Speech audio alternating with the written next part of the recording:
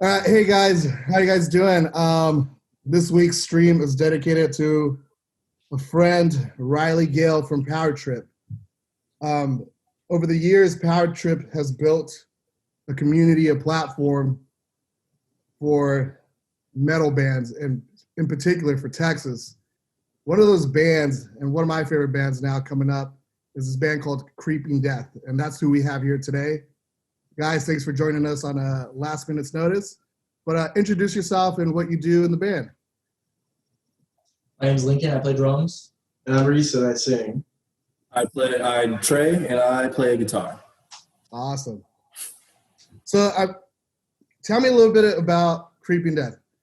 Where is Creeping Death from and how did Creeping Death start? We are from, I guess you could say we're from Dallas, Fort Worth.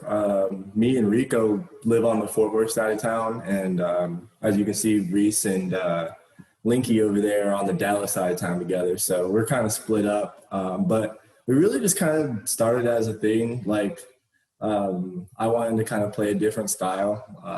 I played drums in hardcore bands before. I wanted to try something new, play a different instrument. A bunch of homies like metal. Me and Reese used to do dabs and spin like death metal records for hours, like back in 2015, 2014, 2015. Yeah. Can I add dabs, like weed dabs? Yeah. Oh yeah. Oh yeah. Trey has like monster lungs, so I used to try to kill him with dab. And we just get baked and like watch YouTube videos of like albums and shit. Yeah, it was cool. So, I knew Reese like metal. Reese had never been in a band, so I was like, let's do the thing, and joined up with other homies. A different drummer at the time, just wrote some tunes. We really just wanted to do something like kind of just different from like the area, I guess. No one was really like playing death metal in our like scene, like hardcore scene at least. So yeah, it was just kind of like that kind of thing. And then obviously as time goes on, like members change, and Lincoln hopped on a little bit later.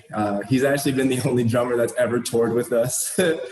So he's basically been our drummer since the beginning. And then, as far as like Creeping Death, what's your guys' influences? Like, either just writing style or like what influences the band? Give or take. What's your guys' all personal influence to write music? So for me personally, the bands that like I tried to take after the most were Blood Red Throne, Bolt Thrower, Gorguts, what else, guys? Sepultura, and Suffocation a little bit. There's one more I know I'm forgetting, but I smoked too much weed before this. Sorry. What about you guys? I know Reese is really influenced by Cannibal Corpse and a lot of the vocal patterns and stuff like that. So. Yeah, Cannibal Corpse, Death, definitely Gorguts in terms of like vocal patterns and stuff. I don't know. That's pretty much it. Like right now, I feel like I'm most influenced by like Death and like Cryptopsy and stuff like that. I'm trying to like teach myself how to do disgusting vocals instead of like I want people to hear it and be like, this is gross. Yeah. What's cool? What I think is cool is that we all kind of take a little bit of a different influences from like different places, and then we kind of put it together, and it's kind of like its own like different thing. Because I'm definitely like not trying to write riffs like Cryptopsy and like Reese is talking about. So it's just kind of cool that we can all kind of take bits and pieces from different parts and put it together. That's sick. You're the drummer, right? Yeah. What's your favorite drummer? Like, what's the drummer that you like? This is what I want to drum like, Dave Lombardo and Gene Hoglan, but I'm not nearly as good as either of those two, so I kind of just try to make it happen. But yeah, Dave Lombardo and Gene Hoglan are two of my favorite drummers for sure, and they both do shit that I can't wrap my head around sometimes, so I try to just make my own version of something I can wrap my own head around that they do, if that makes sense. So as far as Creeping Death goes, like what's in store for you guys? Like, are you guys like actively writing music? Are you guys planning to release something? What's going on in Creeping Death world? I mean, I guess we can talk about it. Who gives a shit? we have like what, 5 songs give or take. Yeah, we have 5 songs right now, just skeletons, but we're trying to not rush anything or anything. But I'll go ahead and say it, Trey. We plan on doing an EP before the next LP that we're going to do. But we're trying to take our time. My goal personally, I want to have almost enough material for an LP and then just kind of pick and choose some good songs for an EP to do from there. That's awesome. Who's gonna release it, if you don't mind me asking? E1, they're gonna put it out again. They're pretty stoked on the idea of having an EP in the meantime, to kind of bridge the gap between an LP, especially since we can't tour and stuff like that. Yeah. So obviously, COVID-19 hit, and like, as far as being a musician, venues, or any type of like entertainment industry production, it's pretty much put our lives at a halt. For you guys, like, how's it affected you guys on a personal level, one, and affected your band? Like, did you guys have touring plans and then you had to cancel? And then on a personal level, like, how are you guys dealing with this whole, I'm stuck at home, I can't tour, I can't play a show? How are you guys dealing with it? Reese, I think you should go first on the whole COVID thing. Yeah, well, like, so we got home and like basically so we canceled the tour halfway through it. Conveniently, like a day or 2 after we reordered merch for the rest of the tour. But anyways, basically we got home and I chilled at home for like 2 weeks and like isolated, and then I got COVID for like 45 days. Fuck that. Like for 45 days I had it, and the last test that I got, like the negative test, was like when the second spike happened in Texas. So it took me 14 days to get the results that were negative. So I was like still completely isolated for an extra 2 weeks. So I basically didn't leave my room. Like literally, if I exited my bedroom or my bathroom, I had like glove on and I grabbed doorknobs with like a Lysol wipe for basically 60 days. Like it sucked. How was it having COVID? How did like? It was fine. Yeah. It like for me, it was really mild. It didn't get respiratory like at all. I had no problem breathing. I had like mild asthma, so I was worried, but I literally didn't even hit my inhaler. Like, I had pain in the back of my eyes, like the soreness of light, like kind of thing. Yeah. And I slept for like 18 hours a day for like 2 weeks, and that was pretty much it. Yeah. It's crazy because it affects everybody kind of differently. Like some people are like the homie Sergio from A6DC just got it, and he's just like in the hospital, in and out, and just like, at this point, like I'm just like, dude, like unless you're young and able, like I told my mom, I don't want to see you, like old people, like just stay away from me, Yeah. So you got COVID. That sucks. Yep. So beyond COVID, beyond like being sick and ill and having to isolate yourself, how are you guys dealing with it? Just like, are you guys stressed? Are you guys like bummed? Or are you guys finding it like kind of cool to be home, and are you guys being proactive doing things? And I ask because for everybody's kind of different. For me, the first week I was like, fuck, I'm home. I want to stay home. And now I'm just like, dude, I'll play anything, anywhere. I'm tired. I'm over it. For me, the first like 2 to 3 months were pretty badass because like I play a lot of video games, and I was like, hell yeah, I have an excuse to play a lot of video games and do nothing else. And now I'm like literally about to lose my mind. Like I'm like, I need a job. I need to leave this house. Like I've just been going to my mom's house like 4 times a week and just like chilling over there because I'm so like bored. Yeah. So, For me personally, like I am a very like movement, like as you can see, I'm fidgeting right now. Like I got ADD like crazy, so like I really gotta like move around after a while. Like I like being stagnant, but it gets so old so quick if I'm just like limited. So I've been going pretty stir crazy, but the silver lining is my family has actually spent a lot of time together. I live with my mom, my dad, my grandma. My sister lived here this summer too, but she moved to Columbus, Ohio to start law school. So that's pretty cool. But we were all just hanging out here. Like we've been just all hanging out. Like the only places I've been is really to band practice, like our jam space. and then work, which I work in an office where no one comes in anymore. Like I'm basically by myself now, and then I just come home. So I've been just hanging out with the fam. We've kind of reconnected in a way, so that's cool. We were talking about, me and my mom were talking about the other day, is that we all our relationships got a little bit stronger throughout this. We've been relying on each other a little bit more. So I've been kind of looking at that as like a silver lining kind of thing. And they've been helping me kind of keep focus and realize that, it's not going to be like forever. Like we're going to get to rock out again eventually. So you just got to be patient and, just try to be as safe and careful as you can. Yeah, definitely. I agree. Once COVID passes, what's your guys' like dream tour? If you had to pick 4 bands to tour with, what's your guys' dream tour? Let's go first. I don't know about 4 bands. I've always wanted to tour with Obituary. I hope somehow that happens. That'd be fucking sick. 3 other bands, I don't even know. We had a tour booked, which I'm not going to say any of the bands, but there were 4 bands. We were supposed to do a headliner in the summer, and the 4 bands we had on that, I couldn't have thought of 4 other bands. I technically shouldn't say it because it might still happen at some point, but any band I would want to tour with would be Obituary, definitely number 1 on there. I don't know who else, to be honest. That's like my main one. What about you? Shit, trying to think about who's like active still. Definitely Obituary. Shit. Honestly, at this point, just like the homies, dude. I miss my homies. Like Straight up. fucking, I would love to go on tour with you now for the 3rd, 4th, fucking 5th time.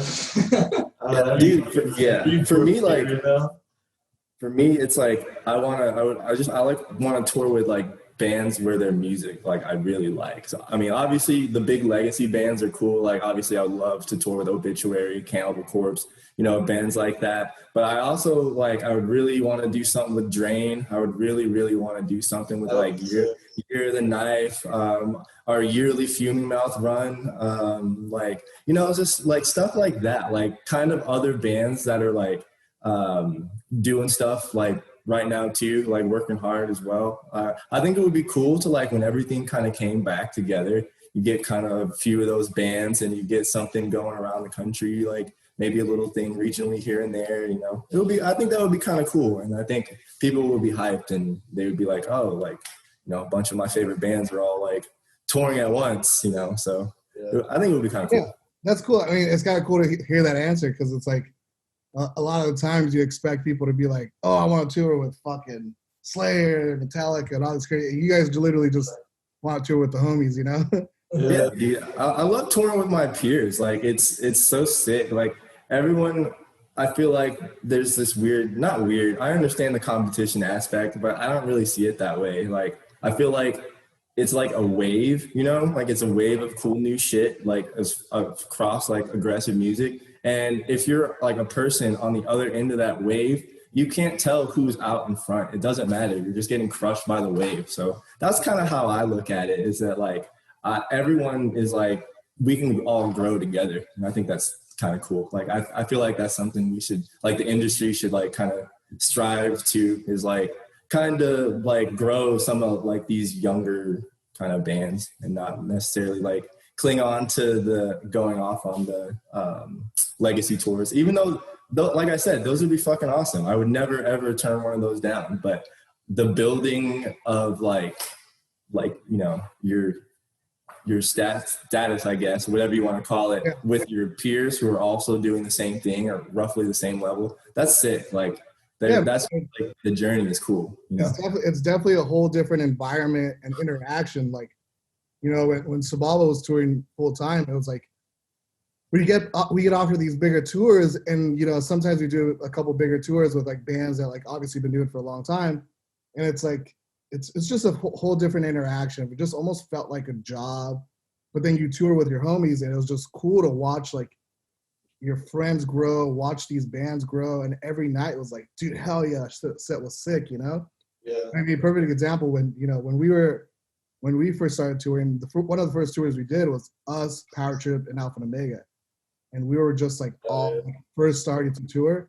And it was chaos. It was like cool to watch all of our friends just go at it and like get bigger and have interactions. It was such a cool experience, But yeah, man, like that's cool that hopefully when this all passes, you guys can tour with some friends and keep this going. And and that's why we're doing this Q&As, because it's we're not the fucking Slayers and big bands where we can have this huge platform but it's like it's me as a fan of Creeping Death. It's like, cool, I want to see what these dudes are doing and hanging out, and it's pretty cool to see that. But continuing on, the past 6 months or whatever, I don't even fucking know how long it's been, but the past 6 months feel like a fucking movie, and it's dude, every day nothing surprises me, nothing shocks me. A combination between a pandemic, political divides, a new presidency coming in, and we've had this since George Floyd. The Black Lives Matter movement has picked up, rightfully so. And it's where you guys are from in Texas. How has your guys' experience been the last 3 to 6 months? And what I mean by that question is that have you guys seen these movements grow? Is there any negative interactions? And in California where I live in an area where everybody's supportive, but again, there's parts of this country where it's a different environment. How's it for you guys, and how's it you guys interacting with all this going on? You guys want to go first, or can I? You can go first.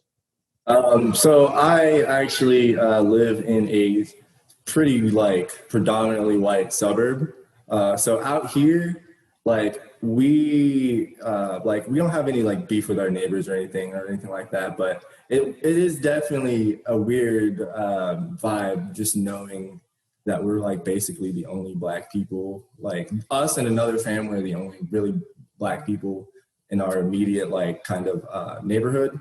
So it's it's a little bit weird knowing that, because you drive around and you see all the Back to Blue and all this stuff, and it's definitely a product of the area. But once you go into other areas, you can drive on any given day somewhere in Dallas, and there's going to be people with signs on street corners, and people have been literally out there every day since June, various places. So it definitely hasn't stopped. People are still out there doing the thing for sure. But yeah, it definitely has been I've felt the vibe kind of change around here a little bit. Just little things I saw at first when it started happening, everyone in the neighborhood took down their Back to Blue stuff, and they started flying American flags instead, which I thought was kind of weird at first. And then now I've seen in this area a mad uptick of that stuff. So it just just stuff like that just makes you kind of think, But I was lucky enough in June to hit one of the protests in Dallas, and it was safe and peaceful, and it was really moving and touching and stuff. But yeah, I don't know, it's certain areas up here. It's definitely weird. I don't know if it's like that where you guys are in Dallas or not. Yeah, so for the most part, where you're from, it was fairly supportive of the Black Lives Matter movement. I feel our age group, 20-somethings or whatever, I would say maybe even a little bit over half probably support the BLM, or at least that's what I see. I guess I'm biased because of who I follow and shit on social media, whatever. Yeah, for sure. Everybody on social media. It's not in Dallas. It's not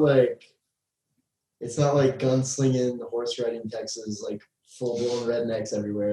It's pretty I hate to be judgmental, but that's kind of what I expected. Yeah, it's Texas. I get it, but Dallas is pretty fucking metropolitan, as a city, and so I feel there's a lot of pretty well educated people here, and that's what kind of sways it our way a little bit. Yeah. But there's definitely discord, for sure. Even in Fort Worth, Fort Worth has they want that reputation of being the cowboy fucking cowboy boot ass town. You can see the logo has a steer on it, but honestly, it's just a giant sprawling suburb. And all these people out here in these suburbs, at least most of them, are like the typical, like not like there's obviously that 30%, 33 to 30 or 40% or whatever that are the diehard Trumpers. But I noticed a lot of people out in my area are the Republicans that are like kind of ashamed of voting for Trump and wanting to vote for Trump. Like that's the vibe that's like out in this area. Like they're very like passive aggressive. They're the kind of people that, why I'm worried, they're the kind of people that would call the cops like for something very benign and then like not say anything, like confront you about it later. You know what I mean? Like it's like kind of like that. Like I know a while ago, one of my neighbors called the cops on an Amazon dude, like a black dude in this area, like maybe like last year. So it's just like that in this suburby like kind of area. The area that they live in is not like that at all. Yeah, and that's crazy because you obviously you live in a suburb area where interactions are a lot different than like in a major city. And here, what I notice, it's like there's these obviously there's different sides of the coin and emotions, but now it feels like everywhere you go, at least here I see it, that people are being very aggressive about their emotions or stands. And like, you go literally 5 miles down the road from where I live, you go to Orange County, and there's just dudes fucking racing down the road with Trump flags, just being extra loud. And it's like, all that is just trying to get an emotion or trying to get some kind of interaction, and it's not a positive interaction, it's a negative interaction. Yeah. I think you'd be surprised at how few people, or like how few like times I see shit like that in Dallas.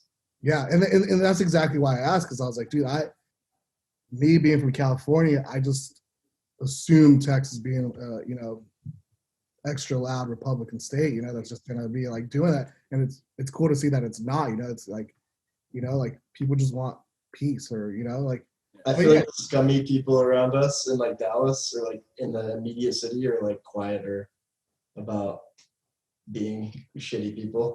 Yeah. So I feel like what Trey said too, I've definitely noticed a lot of people like in not necessarily my immediate neighborhood, but surrounding and shit, like a lot of back to shit has kind of gone away. Yeah. Me and Lincoln live like basically like my whole neighborhood is like Hispanic families, and like that's literally it, like on my side of the street. So like I don't really see any propaganda. Like I don't even see like vote for signs in my neighborhood, honestly. Yeah. But my mom's neighborhood is a different story. I think I don't think people realize how like the demographics in Texas are actually like pretty split. And like if it weren't for horrible redlining and horrible gerrymandering and things of that nature, and honestly voter suppression and stuff like that, the state would probably electorally look a lot different.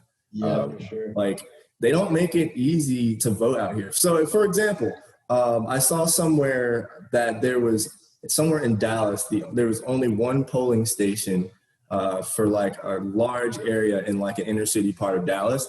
But here in the neighborhood I live in, the neighborhood itself has a community center, and every year they use it as a polling station for the neighborhood. So people in the entire area just come here and vote. And there's a bunch of places like that just throughout North Fort Worth. So it's like, that's literally unheard of in Dallas. Yeah, literally. That's crazy. It's like right up the street. Like, and also they vote at elementary schools.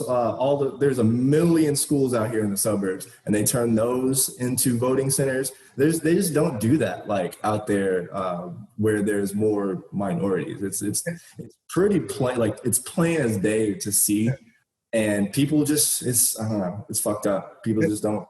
It's crazy you say that, because I live in Long Beach, California, where, like, dude, a block down my street, a church is a voting center. Down the street, the school is a voting center. And the city I live in now is fairly wealthy now. So it's like there's so many options for me to go vote. But you go to inner cities, or you go to like, a community where it's essentially just an interracial community where it's like, these options aren't there. And that's like when someone doesn't understand that is systemic racism, it's like I don't know how other like how do I paint this picture more clear that and yeah, it's crazy when you say that because you go to parts of town where there's one voting center for fucking 20,000 people or whatever, that's crazy. But yeah, I mean, I'm glad, it seems like you guys are in a fairly peaceful space and it's not being too rowdy, dangerous.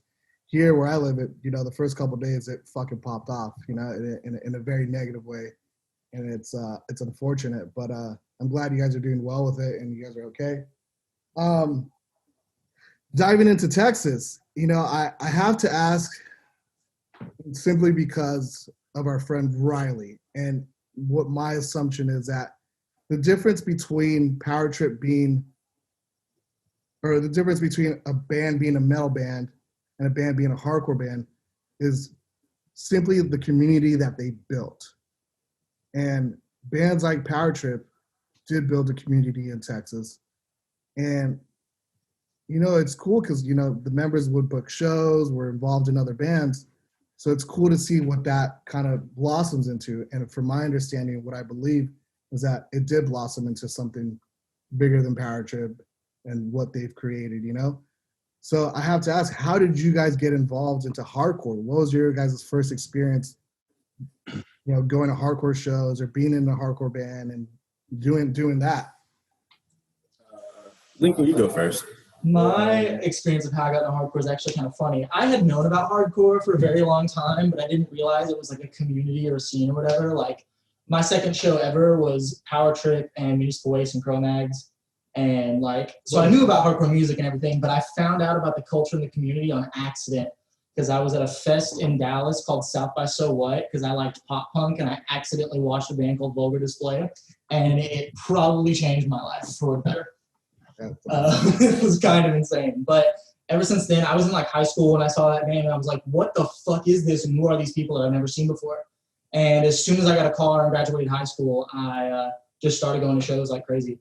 And that's how I met Trey and it's how I met Reese, and literally just, like I said, I kind of just stumbled into it, and I definitely changed everything for me for the better.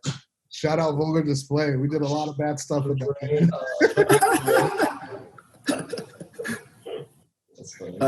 So for me, I did the very typical, I was into metal when I first started listening to guitar music when I was 12 or 13.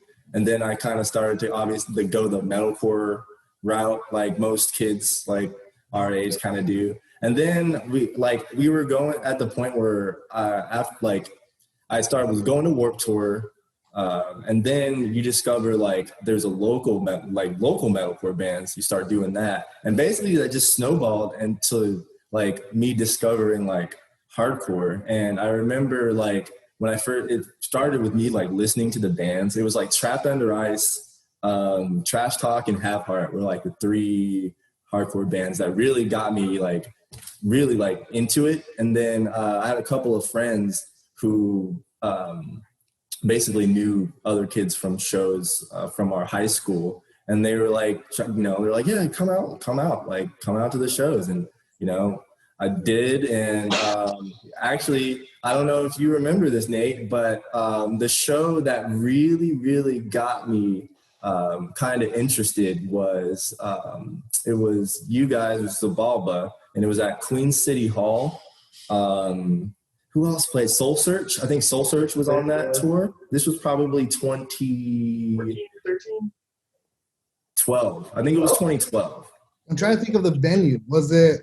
It was a tattoo shop, and it was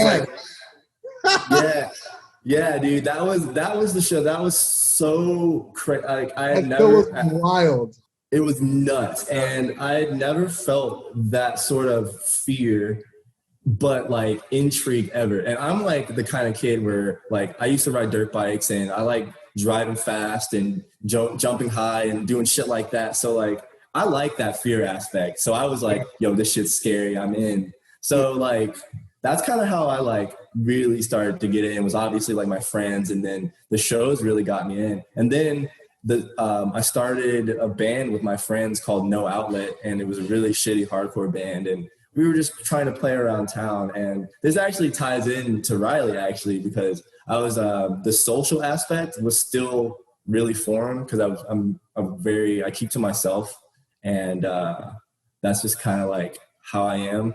But other than like a couple of my friends, I remember he came up and talked to me one day, and he was like, "Hey, it's like, what's your name, man?" And I was like, "Oh, I'm Trey," and blah blah blah. He's like, I've seen you around at like a couple of these shows, and we had just played. It was actually Vulgar Displays tour kickoff. We opened and we covered Short Fuse by No Warning. And Riley really liked that song. And he was like, "Yo, I love that song. You guys did a really good job on the cover." It was like, that was sick. And he was like, "I've seen you around. It's like, that's sick that you just like hopped in and like you immediately wanted to participate and like start a band." And he's like, "Don't worry about like, getting to know people at first. Like eventually everyone else is basically," what did he say? How did he put it? Basically, he was like, "Everyone else is just a scared nerd. Don't worry about it. And like it'll be like, you'll get to know people and it'll be cool. You should stick around." And I did, and I'm really glad I did. It straight up like changed my life. Like Lincoln said, it changed my life. Like because I would have probably just ended up going to shows here and there. College would have gotten harder. I would have stopped going to shows. I would have just worked whatever bullshit job, and that's not really like, as I got older, I figured out like that wasn't my life path. Like playing music is my life path. So I really thank him for, kind of keeping me on that right track. Cause back then I really didn't know what I wanted to do at all. Yeah. Like I loved music and I wanted to, I loved it. But to me, I always saw it as like something that could be like just a hobby. Like I was just going to have a drum set in my house. I could play on the weekends or something like that. But, it really kind of kept me like playing and like doing stuff, so. Yeah. And it's crazy. I always tell people like my involvement with music and thanks to people like Riley and people that just kind of bring you in, is that, like I didn't necessarily, as a younger dude, went to college, did fire stuff. And now just like, sure, I'm not a millionaire, but like I love playing music. I love working in music. I love being involved in music. And no matter what amount of money I make or don't make, it's something that's always like in your life that's like, it's just a lot more pure and fun than me just doing some bullshit job that I hate, So it's cool to see your perspective on that, because that's kind of like similar perspective. Reed, did you say how'd you get involved in hardcore? Or? Basically the same thing as Trey. I like grew up like my first download on iTunes was probably Black Sabbath, and so I liked metal and shit. And then like probably 7th or 8th grade, I started getting into metalcore. I think I found Hatebreed on Headbangers Ball in like 5th grade. Yes. And I was like, fuck yeah, Satisfaction, sick. Like, so yeah, Hatebreed, and then I started getting into metalcore. I didn't know that Hatebreed was like a hardcore band or a metalcore band. I just thought they were like metal. They were on fucking Headbangers Ball. So I got into metalcore like by 7th or 8th grade, and then found bands like Power Trip and shit like that, and started making friends in the scene. So as soon as I found hardcore, I was like, this is fucking it. Like I literally didn't fucking miss a single show for like 3 years. That's awesome. But so yeah, go back into Riley's influence and Power Trip's influence. My first encounter with hardcore was Iron Age, and at least Texas hardcore was Iron Age. Yeah. And but the first time I played Texas, Riley was one of the first dudes that kind of welcomed us with open arms and just like, booked a show for us. Had stuff like just lined up, and it's cool, this community that you build and friendship you build across the country with different people.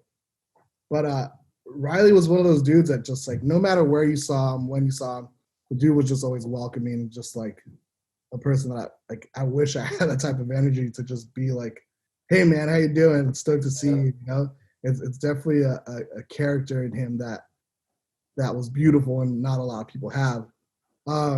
for you guys being from Texas, like what's a story of Riley that you can share with us? Something that, you know, your encounters with Riley or friendship or just your involvement with Power Trip. Like what's a story that you guys can share with us?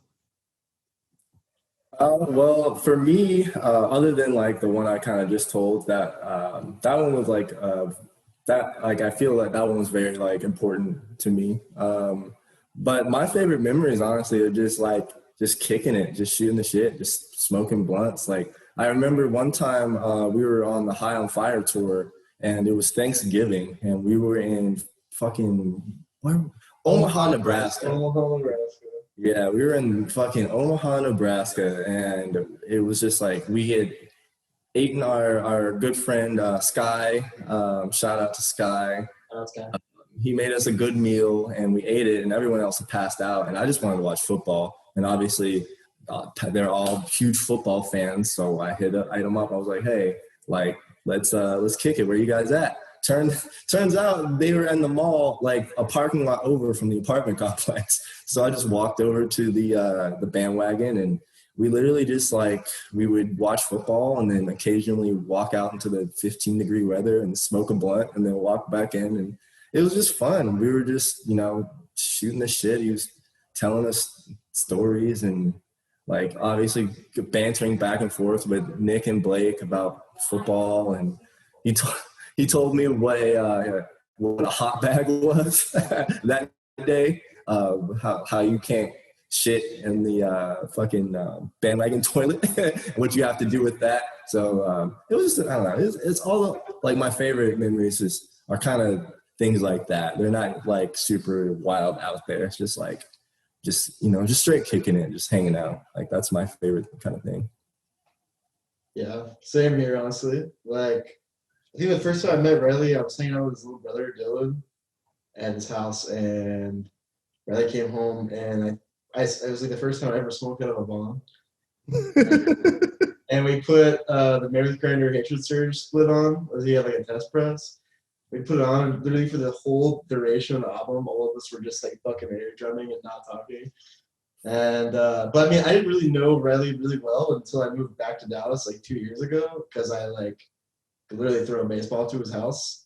Like we lived down the street from each other, so like all my fucking memories from him are like chilling at his fucking house, not like being out and shit. I mean, tour in November was sick. That was fun as fuck. But like honestly, like just fucking smoking a blunt and watching him try to put together a switch like for 35 minutes while trying to hold conversation.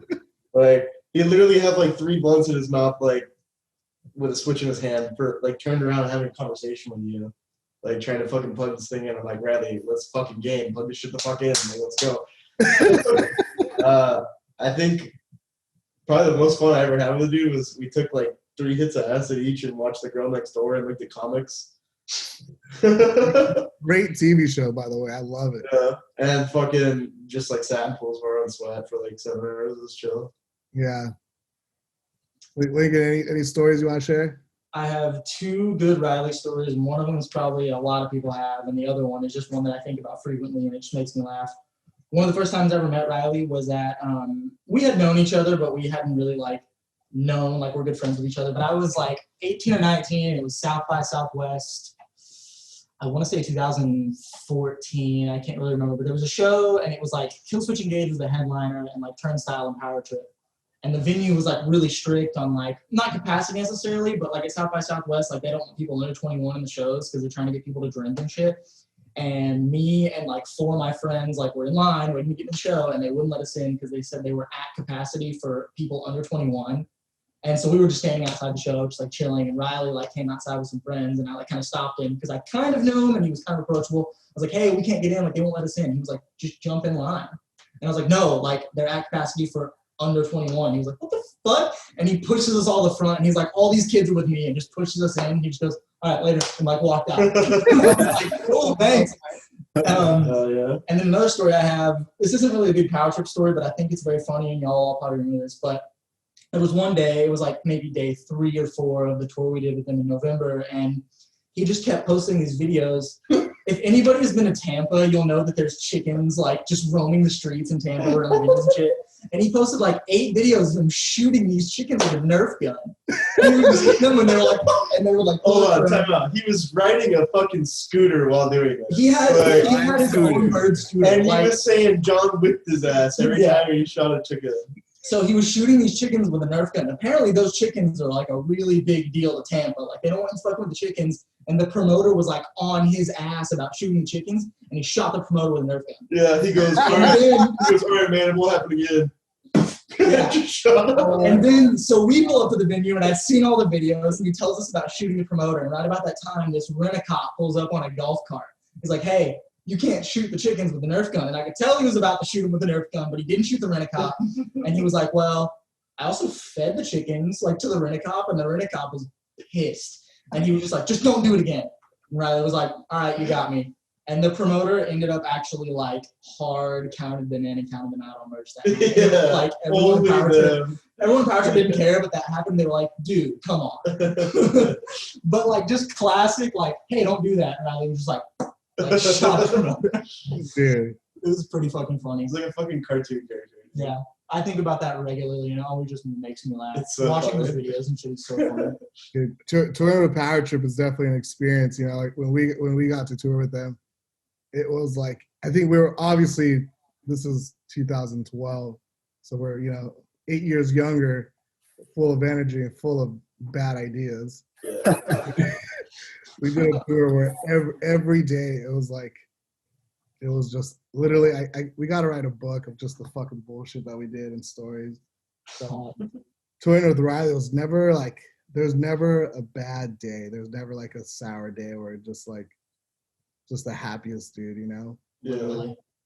But, as far as Creeping Death, I don't know if you guys recognize it, but like me, there's always those peers that started bands and started things to do, for me to be able to do what I do, play in a band. It's cool to recognize that, for you guys, when I think of Texas, I think of Power Trip. I think of Iron Age. I think of Creeping Death. I think of Bitter End, and that's just a community, not, there's obviously all these other bands and all these other things, but there's definitely a group, and it's obviously based on stories. It's all interconnected. It's not just some fucking band, it's your friends, it's your peers, and something you build. With Power Trip, what would you guys say is like your favorite show, and like kind of something that solidified like, this is Texas, this is Power Trip, like what show would that be, that your favorite Power Trip show, that you're like, it must have been Queen City with Routing Out and Routing Out, Razzle Dazzle, and Build and Destroy. There was like, it was the same tattoo parlor, Queen City. I don't know if you guys played inside or in the garage, I can't remember, but it was inside, and there's like these like metal grates on the walls that it's basically just a death trap. Like it's literally just like, it sticks out 6 inches and it's a fucking grate and it's made metal and it's like cut off all fucked up. And literally every single person in this room had a 40 ounce. And if they didn't have a 40 ounce, it was like fucking chains or like crowbar. And Power Trip's playing and it's like literally Mosh to Survive. And I was like, fuck, Texas is sick. Like, I was like, this show is badass and Power Trip is tight. Like, this is fucking awesome. I was like 15. I was terrified, but I was like having the time of my life. I love that. What's up? Mine was definitely actually, it was the very first Power Trip set I ever saw. I actually kind of saw them kind of late. It was at Good Records in Dallas.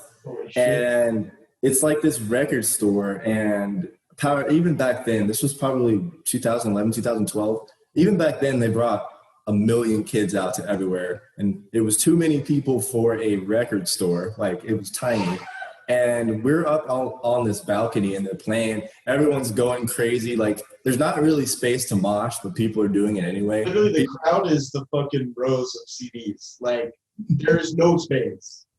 Yeah, like people are like literally like knocking into the rows of records and stuff. And then in the middle of the set, like Riley's little brother jumps up onto the balcony. Like there's a balcony where like a bunch of us are watching. He literally hops up like in between me and my friend and then jumps off the top of the balcony onto the crowd. And then at that moment, I was just like, yo, this is fucking crazy. This is different. Like it was like even I want to say it was after the Queen City show that you guys played. Like that was like a different sort of fear and a different sort of like feel. This was sort of more like an amazement. I was just like, wow. Like it was just like a wow kind of thing that like this band had the kind of command to make people do this in this record store that like everyone knows that they should not be doing this, that they're doing it. And it's like, it's so sick, like to see like not many bands have that like command over like a crowd. And it doesn't really matter how big or small the crowd was. Like it was just something that like the band had and something that like Riley had. It's just like he could just get a crowd just fucking juiced. And like their shows were always the most energetic, like hardcore metal punk whatever shows that I ever went to. Like every Power Trip show is a great memory for me. Lincoln, what's your favorite Power Trip show? Also kind of a later Power Trip show, but the first Power Trip show that I like saw that made me just have like a really like Trey said, like an amazement feeling, I guess it would be. And again, it's kind of how I figured it out. But it was maybe a year or two later. It was South by So What, and I went again, and Power Trip played, and the way they set that fest up is they had like the stage like cut in half essentially. When one band was done, they were setting it up and it would go on and on. And after Power Trip, there was, I want to say, it was Suicide Silence after Power Trip. Power Trip was the last band to use half the stage. So while they were playing, they tore half of it down. And Power Trip had like, I'm exaggerating a little bit, they probably had like 80 fucking people on stage. And all day there was a shitload of problems with security. And like people were crowd surfing, security would like fucking drop them and do shit. And they were being shitty, and like people were getting into fights with security that day.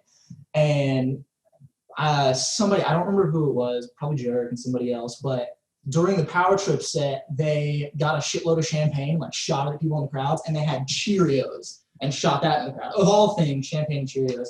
But it ended up getting all over like these lights that Suicide Silence had set up for their shit. And Suicide Silence crew almost got in a fight with everybody on stage and Power Trip during their set. And it was to the point to where like they shut the PA off during Power Trip.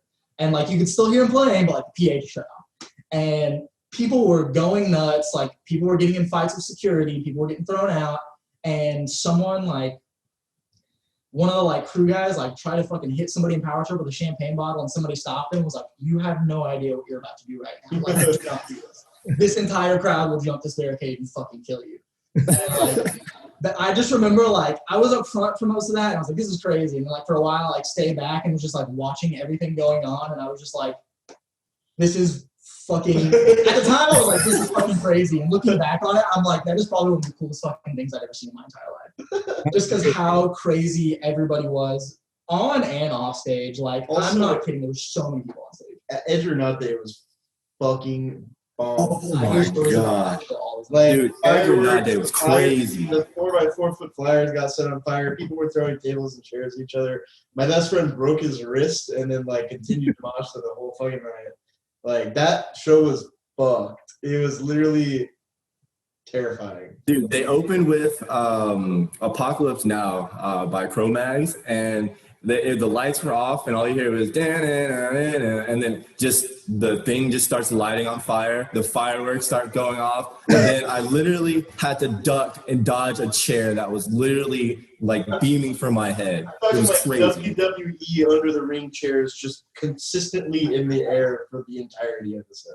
Wait, what venue was this? It was at Queen City, but it was in their warehouse, like in the back. I think I played that. I think I played a show at that big, because there's a one smaller room and there was a bigger room. Yeah, right? yeah. It was like edge bands on one, non-edge bands on the other. Yeah, I mean, it was dope. I would say it's fair to say that I've never seen a bad Power Trip show. Fuck no. Literally never, not a single one ever. There's never been a bad Power Trip show, and you know, I was talking to some friends about this the other day. It's like, Power Trip was at a level where it was growing, it was getting bigger, and you could almost see where Power Trip was heading. And you're just like, you know, as a friend, as a peer, and just like as a fan, you're just like, yes, fucking go, go, go, you know? Because again, like I said before, they, you know, the difference between a metal band and a hardcore band is that they had this community behind them and a community that they were part of and built. And you know, watching Power Trip grow, you're just like, that's a good representation of, you know, who we are, a good representation of the band, you know? And watching Riley interact and be his friend, it's like that's you know, that's a good representation of a human, you know. And you know, rest in peace, Riley. We miss him. Any words or thoughts you guys want to share before we go?